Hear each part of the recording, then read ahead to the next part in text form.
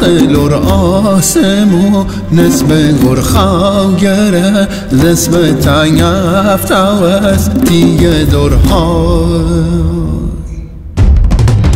وقت لور میره قومن خواه تینو زیده به خواه سگا شدم بیدو میره لور را خدا روز خش دیرو تاریو گری رز دو مردمون دیلو زاره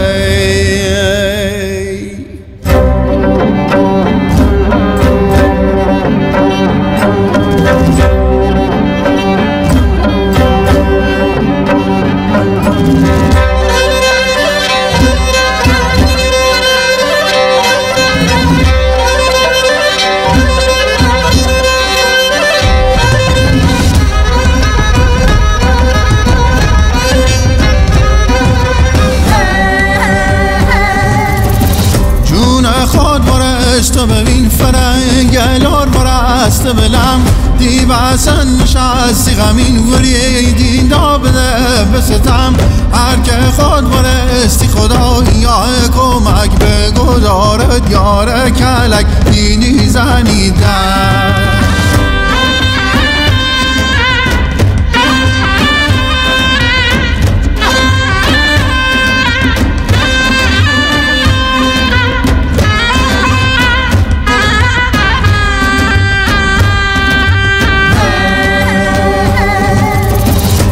خدا به نور بنگر حیاری کن ورسته به پا روز خور رسیده که تشبهون لور کنه روشنا نوم لور دیار گپ من زاده رو بختی یاری تا کوگلو اینجا لک خوب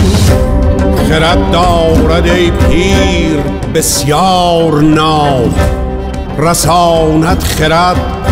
پادشاه را به کام تو چیزی مدان که از خرد برتر است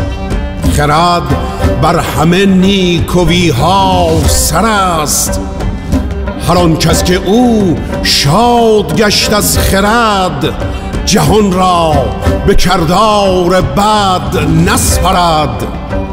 رهاند خرد مرد را از بلا مبادا کسی در بلا مبتلا مبادا کسی در بلا مبتلا ای لور رو زمین ای چوبس تخت خواب وقت وارستنه وقت وارستین زخواب تی کورو دخترت سر به روح کودران سر به لمدی نبن زیتر وارست و بران